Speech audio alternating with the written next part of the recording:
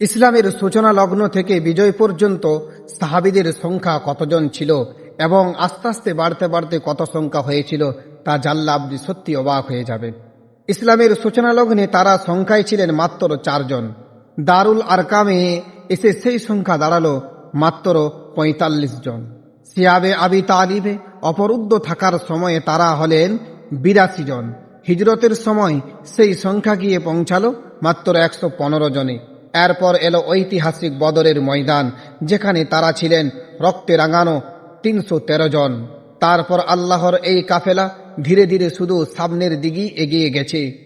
হুদাইবিয়ার সন্ধির সময় তাদের সংখ্যা বেড়ে যায় 1400 জনে। মক্কা বিজয়ের ঐতিহাসিক ক্ষণে সেই সংখ্যা রূপ নেয় 10,000-এ। হুনাইনের যুদ্ধে তারা ছিলেন 12,000। তাবুক যুদ্ধের কঠিন মুহূর্তে এই সংখ্যা গিয়ে দাঁড়িয়ে যায় 40,000-এরও বেশি। বিদায়ী হজের মহাসমাবেশে মাত্র 23 বছরের মাথায় এই সংখ্যা গিয়ে ঠেকে 1.25 লাখে। মাত্র 1,25,000। মাত্র 23 বছরের এই সংক্ষিপ্ত সময়ে এমন বিপুল ও অজেয় জনশক্তি তৈরি করা পৃথিবীর জন্য কোনো আদর্শ বা ধর্মের পক্ষে সম্ভব হয়নি। এই অনন্য গৌরব ও শ্রেষ্ঠতা কেবল ইসলামেরই। তারা ইসলামের সাথে এমনভাবে মিশে গিয়েছিলেন যে তাদের দেখলে মনে হতো তারা নিজেরাই এক একটা জীবন্ত ইসলাম। মাটির তৈরি মানুষ ছিলেন ঠিকই কথা, কিন্তু তাদের ইমানের পরওয়াজ ছিল আসমানের ওপরে, যে আল্লাহ পাক রব্বুল আলামিন রয়েছে। তারা মৃত্যুকে ভয় পেত না, বরং মৃত্যু তাদেরকে দেখে কাঁপত। সময় তাদের পরিবর্তন করেনি, বরং তারাই গোটা পৃথিবীর সময়কে বদলে দিয়েছিলেন। যাদের স্বয়ং রব আল্লাহ, যাদের মাদ্রাসা হলো বাইতুল্লাহ মসজিদ নবাবী, যাদের ওস্তাদ খোদ রাসূলুল্লাহ সাল্লাল্লাহু আলাইহি ওয়াসাল্লাম, যাদের সিলেবাস ছিলেন অন্য কোনো কেতাব নয়, ইতিহাস, ভূগোল, গণিত এবং অন্য কিছু কেতাব নয়, তাদের কেতাব ছিল কালামুল্লাহ শরীফ।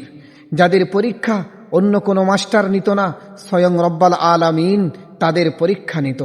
ফলাফল কি ছিল জানেন? তাদের লকাব ছিল রাদিয়াল্লাহু তাআলা আনহুম আজমাইন, অর্থাৎ আল্লাহ তাদের উপর সন্তুষ্ট হয়েছেন আর তারাও আল্লাহর উপর সন্তুষ্ট। এই সাহাবায়ে কেরাম হলেন প্রকৃত হিজবুল্লাহ তথা আল্লাহর দল। সাহাবীদেরকে দেখে মানুষ ইসলাম গ্রহণ করত, কারণ তাদের চরিত্র, ব্যবসা, সততা আর আচরণ ছিল হুবাহু কোরআনের প্রতিচ্ছবি, অর্থাৎ কোরআনের সেই ভাষার মতো। আর আজ আমাদের চরিত্র দেখে মানুষ ইসলাম থেকে দূরে সরে যায়। আমরা নিজেদের জীবনের দিকে একটু তাকাই, নামে মুসলমান হলেও কাজে কি আমাদের মাঝে ইসলামের লেশমাত্র আছে? যদি আমরা আবার দুনিয়াতে মাথা উঁচু করে দাঁড়াতে চাই, তবে আমাদের সেই সাহাবীদের চত্বরে ফিরে যেতে হবে। তাদের মতো বুক ভরা ঈমান, আল্লাহর ওপর নিখাদ তাওয়াক্কুল আর রসুলের প্রতি নিঃশব্দ ভালোবাসা ও নিজেদের ভিতরে জাগ্রত করতে হবে। আসুন নিজেদের যাপিত জীবনকে সাহাবীদের ছাদে গড়ার প্রতিজ্ঞা করি।